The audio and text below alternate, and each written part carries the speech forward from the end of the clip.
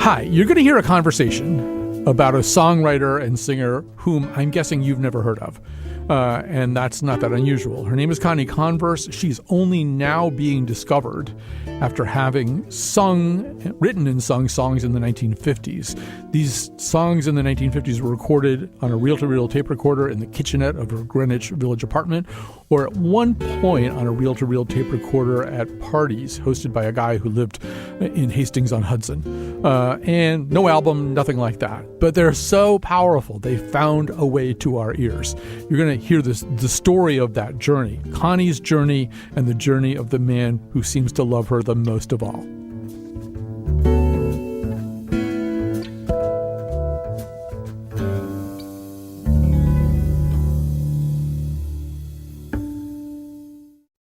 How about Too Tall Mountain? Can't miss with that.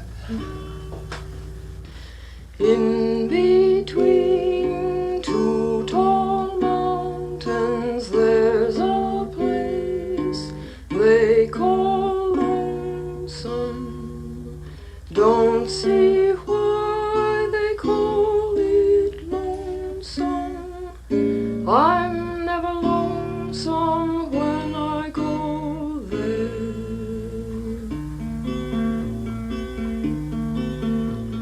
See that bird sitting on my windowsill? Well, he's saying whippoorwill all the night through. See that brook running by my kitchen door? Well, it couldn't talk no more if it was you.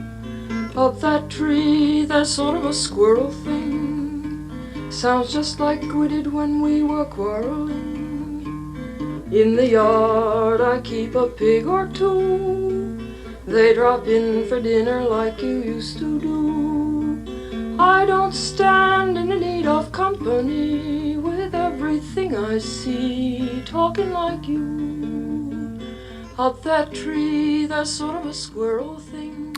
All right, so sort of a squirrel thing is not a technical zoological term, but it's the term used by Connie Converse. We are going to have a conversation about Connie Converse today with the person who has written a very, very comprehensive biography. It's sort of more than just a biography, too. It's really about a lot of things. The author is Howard Fishman.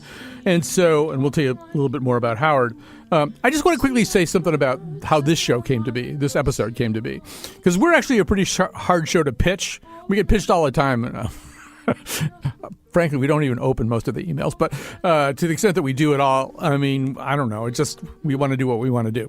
So, but it was from Howard. We know him. We've worked with him before. He's also a very well-known musician and frequent contributor to The New Yorker. And so, I mean, I'm not going to not open the email. So I opened the email, and he's all this stuff about somebody named Connie Converse. And I'm about to say words that have been said so many times by other people, but I should say them anyway. And they go something like this. I think of myself as somebody who knows an awful lot about music from an awful lot of genres. I've spent a good portion of my life just being a music nerd and knowing about stuff. And I did not know who Connie Converse was. And so before I even did anything else, I just got out my phone and hooked it up to a speaker and went to Tidal and started playing stuff because there she was. And I said, I think what people say over and over again. I can't really actually say what I said, but I out loud said, "Holy crap." And I think that Howard, I think that's a pretty common reaction. I mean, I think a lot of people probably just say, well, that's not my cup of tea, because there's something very eccentric and very special about all this. But Howard Fishman, the author of the biography To Anyone Who Ever Asks, The Life, Music, and Mystery of Connie Converse, I think that holy crap or some version of that is a pretty common thing when people hear this coming out of nowhere. I mean, with just no footprints obviously leading up to it. I think that's right, Colin. And that's exactly the reaction that I had when I first heard it, which was just one of total, I felt astounded that this music existed. And as you say, embarrassed almost that I didn't know about it already. Right, but I think the embarrassment has to be over because, I mean, I've just heard so many people now say this, and I ran the name by people I know who know more than I do about music. A lot of them drew a blank, or one guy said, yeah, I read the Howard Fishman piece in the New Yorker, but other than that, I don't know anything. So here's this person, and I should say the other thing that happened was I immediately got in touch with Lily Tyson, our senior producer, and I said, we're doing this show. I usually sort of invite a certain level of discussion about things with my producers. I just said, oh, no, we're doing this show. There's just no question that we're doing this show. So we have to sort of, first of all, Howard, do the thumbnail of this person. We should say that there's a sort of Connie Converse renaissance going on, but that's sort of the wrong term because that would imply that there was another period where she was in the consciousness of the music-consuming public. But she did her musical work in the 50s, and the number of people who knew she was doing it, I feel like it might not have numbered more than 100. She was known to quip at that time, I have dozens of fans all over the world. Now, that's gotten a little bit bigger. Right now, she's got, I think, in no small part due to you, but she's had other sort of St. Paul type figures who've been spreading her gospel. She's got like 95,000 monthly listeners on Spotify and quite a lot of other stuff going on, which we can mention. But I think the other part of this, Howard, and there are other particularly women artists who have labored in obscurity, who just didn't get the rush or the ride that maybe some of their male counterparts did. Just getting ready for the show, I discovered somebody named Linda Perhacs I'd never heard of, who put out kind of an amazing album in the 1970s. And in 1970, and didn't put out another album for 45 years and worked as a dental hygienist.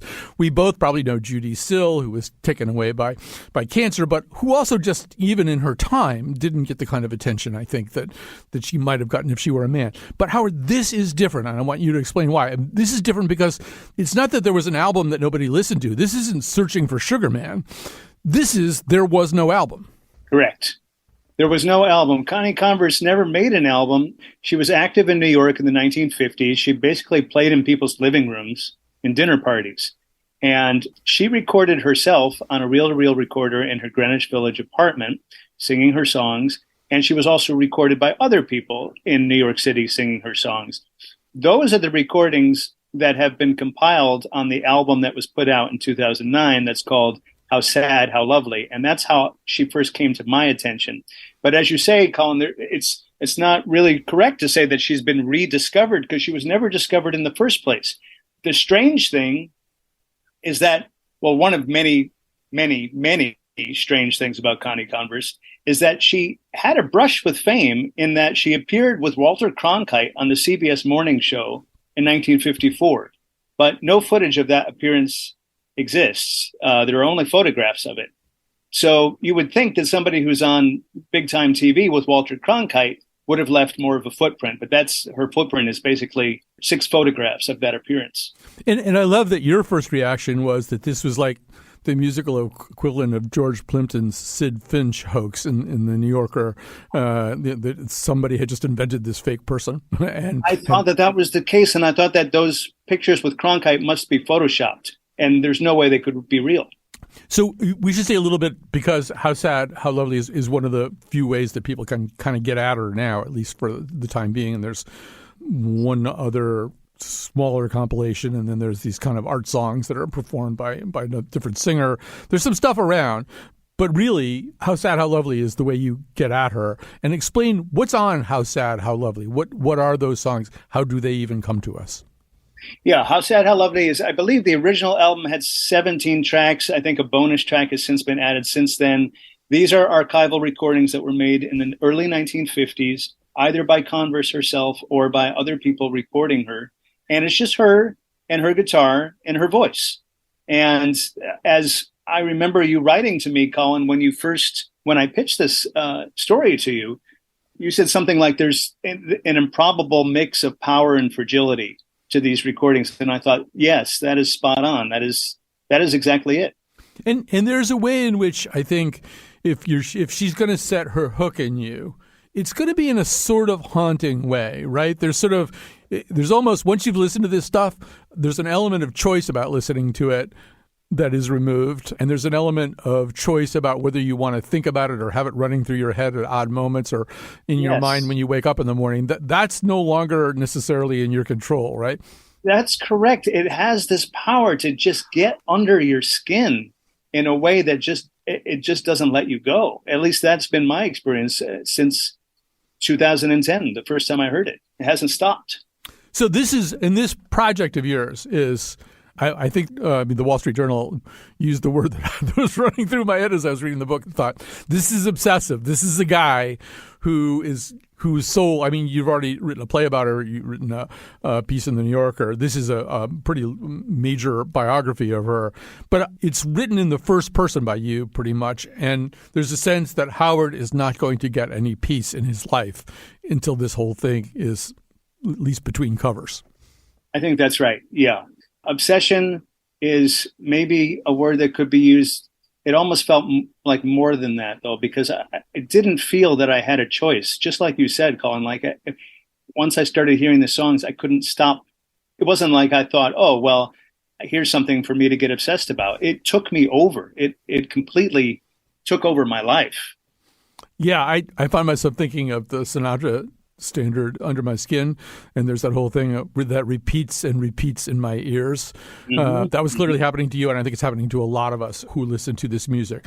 So just before we go any further, just so people can get another little taste of this, let's play another little bit anyway of one of Connie Converse's songs. So lilies, I can't afford to dilly-dally. I've got to work for my cotton, work for my denim, linen, and damask and challis. Not like the daylily, lemon lily, calla lily. So Howard Fishman, there are reasons why maybe despite her appearance with Walter Cronkite, Connie Converse didn't get an album, didn't have some kind of at least minimal career.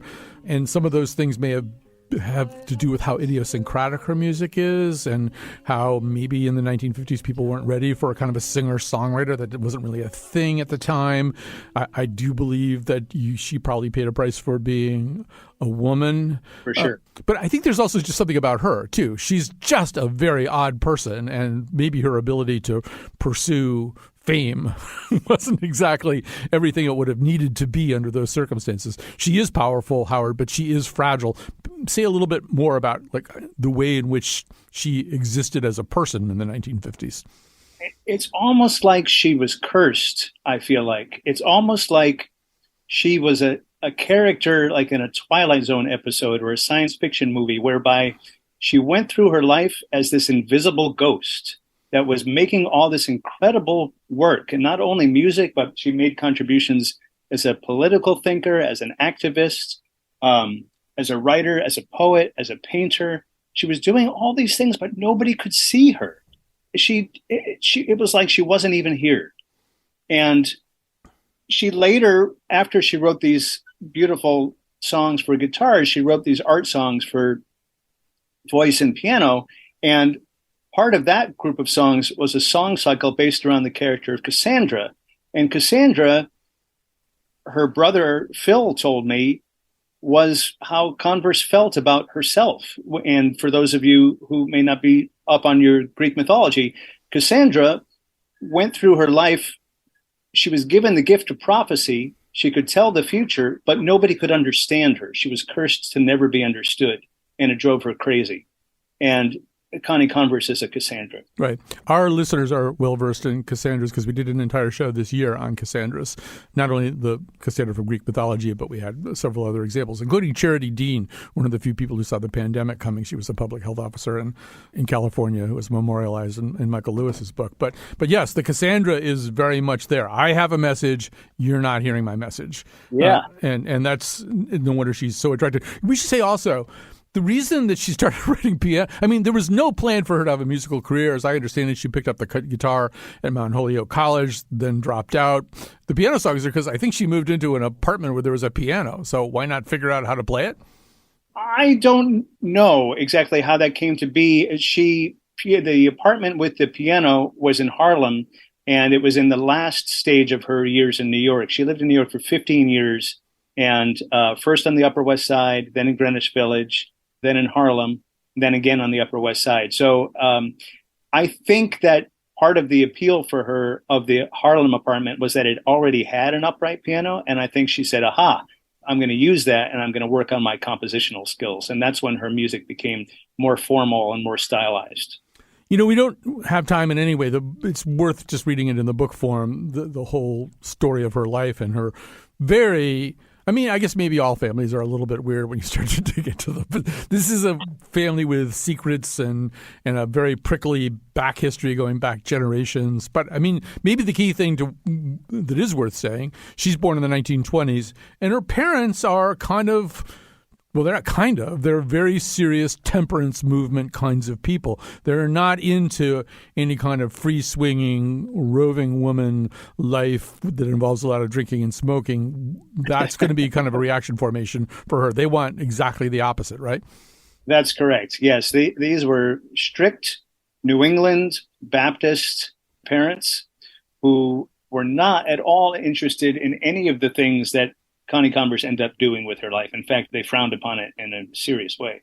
So there's so many questions and not enough answers. I guess we haven't said the thing that I feel like has maybe been a little over fetishized, and I'm guessing you do too, which is at the end of her story, she disappears. She's living out in Ann Arbor, Michigan with her brother Phil and his wife Jean, and things aren't really going great. And she's got a health issue that's coming up, and the job that she'd kind of enjoyed doing wasn't really going to be around anymore. And she writes a whole bunch of goodbye letters to people, and then she just drives off in a VW Bug, and nobody ever figures out where she went or what happened. I mean, I don't know. There's all these sort of unsolved mystery podcasts that are like obsessing over that to the almost exclusion of her music. But it's sort of, in a very grim way, fits a lot of what we've already said. Well, it fits because the sad poetic irony of it is that Connie Converse needed to disappear to be seen. So it's the thing that makes us pay attention to her. And had she not disappeared, I don't know, maybe this music would still be lost. But you're right. I think it's over fetishized. And as I say at the end of the book, ask not how she disappeared, ask how she lived, because her life is the really compelling thing. Absolutely. We should probably take a little break here, and we'll do that. And we're going to come back. We have lots more to talk about with Howard Fishman, his book, which is just out, To Anyone Who Ever Asks, The Life, Music, and Mystery of Connie Converse. We'll go out with a little bit more of Connie. Don't see why they always do it. Can't be vanity, must be sheer humanity. When some kind soul remarks with great urbanity, lady, let me take you home. We go walking in the dark. We go walking out at night, and it's not as lovers go two by two and fro, but it's one by one in the dark. We go walking out at night as we wander through. So that's Connie Converse again. The song is One by One. We're with Howard Fishman. His book, To Anyone Who Ever Asks, The Life, Music, and Mystery of Connie Converse, is out now. You should get it. It's fascinating. And, you know, Howard, maybe one thing we haven't quite emphasized enough. I've listened to a lot of other podcasts about Connie Converse that have been done sporadically over the years. And I've now forgotten the name of the one that I was listening to. But it's a guy who for the most part, takes poetry that's been set to music and he kind of analyzes it. And he said he was sort of breaking his pattern. He played this song. He said, I don't usually do this when the lyric and the music are written by the same person. But he said, and he spent quite a lot of time reading it with no music. He said, you know, on the continuum of lyrics, there's one side where the lyric could be freestanding, could be independent of the music, because this is an example of that. And maybe you could say just a little bit more, not even necessarily about this song, but about the sheer poetry of these lyrics. Yeah, the guy you're talking about is a guy named Stephen Rogers, who has a beautiful podcast called Art See, Song. you don't remember it either. I don't remember the name of it. Art Song Augmented, I think, is the name of Okay. it. And yes, I highly recommend that episode. What's really fascinating about his analysis of One by One and the fact that he chose it to begin with is that for most of the Connie Converse phenomenon of this century, she has been idolized and maybe fetishized by a certain kind of music listener, mostly for those guitar songs. Stephen Rogers puts this song One by One in the category of art song. And I think that the way that he first heard about it is that last year, the soprano Julia Bullock included her rendition of this song on her debut album for Nonesuch. And she placed it alongside composers like Samuel Barber and John Adams, and placed Connie Converse not as a folky Americana, early indie artist, but as a serious composer. And I think she deserves to be treated that way as well. Yeah. Another thing that I noticed that he did, I think he played the Julia Bullock version first. And then he said, when I learned a little bit more about this, I thought, well, maybe they, the piano arrangement kind of Schuberted the whole thing up, so it would sound more like a lied or sound more like an art song. And he said, and then I listened to the original, and it's all there. All those musical qualities are there.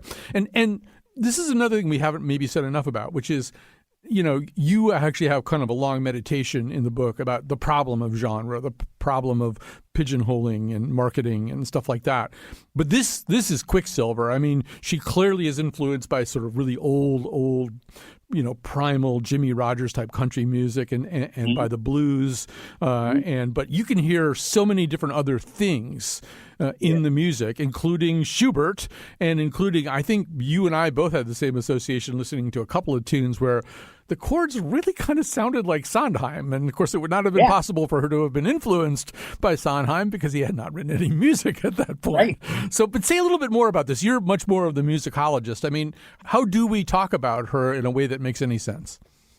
Yeah, I mean, the shorthand version is to say, combination of George Gershwin, Bob Dylan, and Charles Ives. But for sure, what Stephen Sondheim would come to do seems to be in there. The sort of freak folk movement of this century seems to be in there. The DNA of Connie Converse's musical language is extraordinarily complex and braided and deep, and doesn't make a lot of sense, because how can one composer contain all of these things? And sadly, I think it's one of the things, as I talk about in that section about genres, that makes it so hard for an artist in America who wants to be successful at what they do to market themselves, because we want bite-sized explanations of what people do. We don't want to hear everything I just said. We want to say, oh, she sounds like the Carter family. And you can't sum up Connie Converse very quickly. And so a lot of people quickly will lose attention. And that means that people like Connie Converse don't make it. And there are guaranteed a lot of Connie Converses out there right now who, because their music is not branded and hasn't been dumbed down into an elevator pitch, are struggling. Well, it's even worse than that in a way, because now we are increasingly at the mercy of algorithms, which is both bad news and good news, because the algorithms might actually be a little bit more subtle than a record company marketing person. I'm on Tidal. That's my streaming service. And I just sort of played a whole bunch of Connie Converse and just let the algorithm decide what to serve me up. And there was at least one artist named Sybil Baker, who I'd never heard of, who really did sound kind of like Connie Converse. So maybe the algorithm is smarter than the guy sitting in the big office. But yeah, I mean, I think it's a real problem. And there's a way in which it's not that her music is out of place in the 1950s. To me, it's more that she's sui generis and would have been essentially at any moment that you tried to introduce her. Yes, I think that's right. So one question that I have is, how much has she influenced other people? She hasn't had a really great opportunity to do that, although, once these recordings started to come out. And I did notice there's a tribute album called Vanity of Vanities where like Karen O and Cassandra Jenkins and Laurie Anderson and I think somebody from the Decemberists, they're all doing these songs. So there's a way in which maybe she's having an opportunity to be heard by other people who make music. I think that's very much the case. And there are, some pretty significant stars now who talk about her as an influence. People like Angel Olsen and Greta Klein from Frankie Cosmos. She's definitely starting to be somebody who is an influencer long after she's been gone. It's also, Lily Tyson's making this point to me right now, but it's a really good point, which is, in 1961, Bob Dylan is piling all of his stuff in a car and driving from the Midwest to New York, and he could have waved to Connie Converse going in the other direction across the median strip, right? She's leaving New York when the closest identifiable thing to a Connie Converse type movement is starting up. Could you say a little bit more about that? It's an extraordinary stroke of bad luck that she left when she did, because had she stuck around a little longer, I do think. She wasn't writing protest songs, and that's what Bob Dylan got famous for initially. So I don't think she would have gotten famous in 1962 when Bob Dylan recorded Blowin' in the Wind.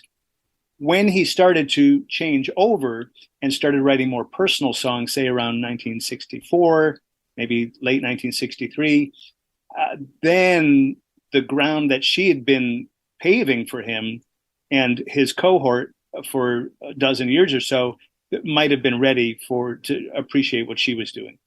Although there's also a way in which, it's hard to see her writing exactly protest songs, but we know from the scholarly work that she was doing that she was kind of quite aware of the world, writing for these academic journals. And like Dylan, I think she does have the tendency.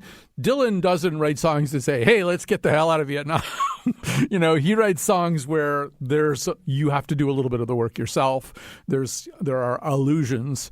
And she also wrote very elusively. You can sit and listen to one of her songs or read the lyrics 4 or 5 times and extract very, very different meanings from them. I think that's right. And I think that there is a straight line between her and Bob Dylan in terms of that sort of craftsmanship of lyric writing. Right. And I think there's also a through line in the sense that neither one of them has a conventionally attractive singing voice.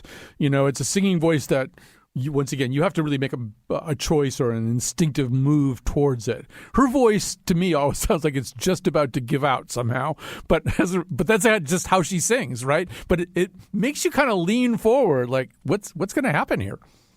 It does, and like Bob Dylan, it makes it so that it's not background music. It's not easy listening music. Just like with Bob Dylan, it makes you pay attention, just in ways that pay dividends. Because when we do pay attention to a Connie Converse or a Bob Dylan, it changes our chemistry. It changes the way that we think and the way that we feel. I was at one time a really, really terrible rock critic, but I wrote a review of a Bob Dylan record, and I said people who take themselves seriously pay a big price. And, I think which record was it? I can't remember. Okay. Uh-huh. and it doesn't matter. Nothing that I ever wrote as a rock critic ever mattered. But I think with both of them, there is a seriousness to their work that conceals a very arts and kind of mischievous sense of humor. Over time, it became more clear how funny Dylan thought some of his stuff really was, and how much he was just in a very sort of poop disturbing way, just trying to, cause a lot of trouble to make himself laugh. And this, even the first song we played here, Up the Tree, there's a sort of squirrel thing, there's just something very funny about the way she sees the world. And I know that's something that you've really come to treasure. For sure. She has such a wry sensibility and a beautifully funny way of observing the world and translating her experience of the world into song and into poetry. I find it delightful. There are times in her music that are serious and quite dark, but there's also a tremendous lightness in the felicity about her songwriting. All right, we're going to grab another break here. This gives us an opportunity to go out with another one of Connie Converse's songs. We're talking to Howard Fishman, his new biography, To Anyone Who Ever Asks. The life, music, and mystery of Connie Converse is now out. We'll come back. We'll have a little bit more time with Howard after this.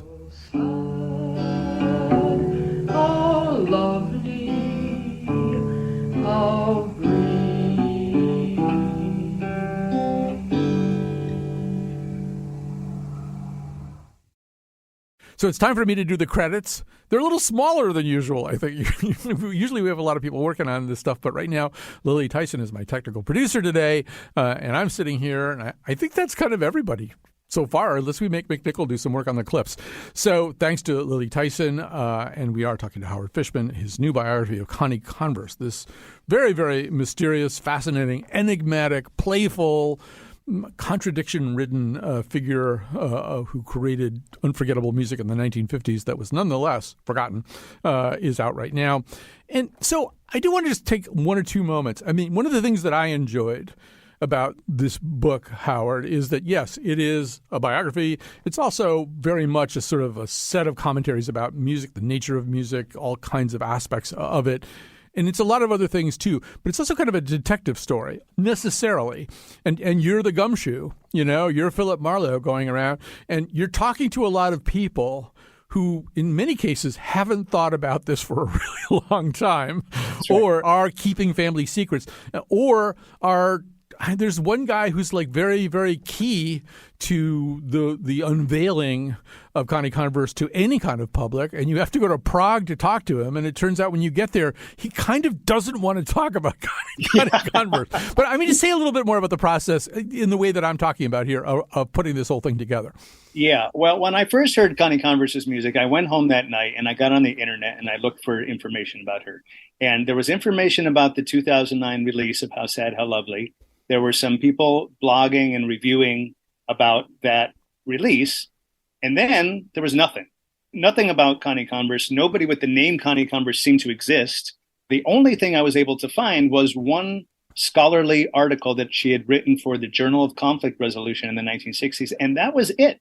There were no performances to be found, no reviews, no photographs of her other than what was included in the release. So the process of writing this book, Colin, was I had to start from scratch. And I had to do a little sleuthing, well, more than a little sleuthing, which involved making a lot of cold calls, knocking on doors, and trying to use my imagination to think, okay, well, who would have known this person? Where might they be now? And talking to those people and hearing them say, you want to talk about who? Elizabeth Converse? Yeah. Why? Yes. And this included all kinds of people, including, I think, at least two cabaret singers who'd been using her stuff in the past. And one of them, just kept on using it. One of my favorite moments in the book is a woman who kept on using at least one of the songs, maybe more, in her cabaret act, but just after a very short time fell out of touch with Connie. And then you show up and you tell the whole story. And she said, I have no idea. I'll contact my psychic immediately. Yes. That's what we needed. We just needed the psychic. Right. Yeah. So a lot of the book is, as you say, it's not really a conventional biography because a lot of the book is, it involves me laying out the puzzle pieces that I found and then letting the reader try to assemble them because there's no complete picture of Connie Converse. There are all these pieces, all these trails that sometimes lead nowhere, sometimes lead a little ways down, and then I hit a dead end. Sometimes I hit pay dirt, and I find something really fascinating and extraordinary about her. But the book is about my process of finding those things and looking for those things as much as they are about the nuts and bolts of her story. Right, and I think it's also compounded by the fact that this is the family itself is essentially a family of New Hampshire porcupines. I mean, they've got their quills out. If they're around to talk, I mean, they're a little all over the map. You form a bond with her brother Phil, who is both her preserver and her destroyer. Quite literally, he preserved the stuff that you wouldn't have been able to get any other way. He also just inexplicably destroyed another huge tranche of it. But, I mean, and you eventually find, at any wedding, there's always one member of the bride's family who will tell the whole family story, the stuff that nobody wants you to know. And you found that guy, Tim, I think is his name. But this is a family that took its secrets pretty seriously and kind of had its quills out for anybody like you who might come along. Well, I mean, I try, when I think about this and when I have thought about it over these years, I have tried to empathize with the idea of a stranger coming to me and saying, I'm writing a book about somebody in your family and I want to know everything about you and about your family and about your relative, and how disorienting and invasive that might be. So I understand. It's not easy to have to talk about, especially when there's trauma in the family. You have a relative who's disappeared, who may have been a suicide, who was depressed and alcoholic and had a bad end. So I think the family has had to deal with a lot, and I empathize with that. So, yeah, and by the way, Howard's dog is in the background. Howard dog thinks this interview has gone long, way too long, and wants to go for a walk, but he has to wait a little bit longer. She's a rescue. I just got her 5 days ago, and she's still getting used to things. Well, no wonder. Put on some Connie Converse. She'll love it. So, yeah, one other thing I wanted to say before we get to kind of the moral of this story is, I mean, this book is obviously going to make a big difference. And the interviews like this one you're doing for this book and the reviews the book gets, there's some other stuff going on. And there's right around the same time you were out there talking to her brother Phil and sister-in-law Jean. There was a documentary crew out there. They've done their thing. There was, at one point, I think a Wim Wenders backed feature film that was supposed to come out. I don't know if we're ever going to see that. Well, what that is, there's a movie, a Wim Wenders executive produced film called Roving Woman, which uses Connie Converse's disappearance as a jumping off point to tell a different kind of contemporary story, but it's really not about her at all. Okay, that's so. There is. As we said at the beginning, it's not a renaissance because that implies that there was a previous incarnation, which really nobody really ever got to see or hear. But there's a thing that's happening right now.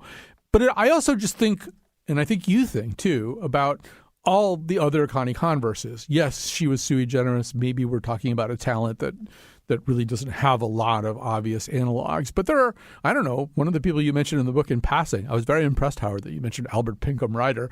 But here's this he's a painter who's like a contemporary of like Akins, and I would say Homer maybe, but he like died in his apartment in squalor. Nobody, had any idea who he was. His work is very unsettling and brilliant in a way that maybe is similar to Connie. But there must be 100, 500, 1,000, 3,000 people all over this country right now who are laboring in obscurity, whose gifts go unnoticed, who maybe they're not Connie Converse, but they might be something else very special. And I think one of the things your book asks is, so how do we kind of curate that stuff so it doesn't meet a similar fate? Yes, I think that's true. And I do think it's the moral of the story, and it's I think what Connie Converse has to teach us is that we can mend our ways as a culture and pay attention to the neighbor next door who's making something beautiful and isn't doing it for likes and hits on social media, but because it's an expression of who they are. And can we be more local with the way that we appreciate art and the way that we're trying to be more local in the food that we eat and the different kinds of communities that we create? Yeah, I do want to, I think I said this when we were off the air, but I do want to do another show about women like Judy Sill and Linda Perhacs and people like that who didn't get noticed. And I think my co-host is going to be a local singer-songwriter named Kate Callahan, who we've spent quite a bit of time holding up to the public because we think she's amazing. And every community probably has a bunch of those, and it's certainly worth doing. But as you're saying, it's a much broader question than just music. I mean, it's everywhere. And so, how do we become those kinds of people? And I guess maybe just to circle back here to Connie Converse, I think the other thing that makes her feel very, very contemporary, almost no matter what year it is that you're listening to her, is that one of her themes, and it's a theme that we really just experienced very powerfully during the pandemic, is loneliness. I mean, the first song we played is a song effectively about loneliness, but there's more and more of those songs. And you've documented the fact that in a way she had kind of a rich family life. I mean, very close, in particular to that one brother. When she came back to New York on her way to a trip to London, there were a lot of people she should have called but didn't, but people who were meaningful to her. But it does feel like a De Chirico painting or something. There's something very incredibly lonely about this story that's also, I think, familiar to anybody who's ever felt lonely. Well, I think that's true, Colin, and I think it comes back to what I was saying about the moral of the story. Culturally, Connie Converse, people like Connie Converse have something to express, and maybe art is the only way that they can do that. That's the language that they know. That's the way that they feel connected to the outside world, and they can't do it in another way. Connie Converse was very shy. As you said, she was very prickly. She was kind of a weirdo, But through this music that she made, she was trying to be understood, and it was an essential part of her. And this really resonated with me because my dad was a classical violinist, and when he was a prodigy, and when he got to be an adult, he came to, it was like he really internalized the lesson that we as a culture teach, which is art is a game and there's winners and losers. And to be a successful artist means making a ton of money, and to be an unsuccessful artist means not making a ton of money. And he wanted to support a family, and he wanted to have a decent life. So he put down his violin, and he never picked it up again. I mean, I can count on one hand the number of times I heard him play violin when I was a kid. And yet this was playing the violin was an expression of who he was. And my dad, you know, he was successful at what he did in business, but I think there was something missing in his life that he was never able to solve. And he had struggles in his life. And I think the fact that he was not able to express himself creatively because culturally that was the message that he got was the problem. And I think that this is what happens every time arts education is cut in our schools, and every time we make art into a competition of winners and losers instead of treating it for what it is, which is the expression of people who need to be connected, who can't do it in any other way.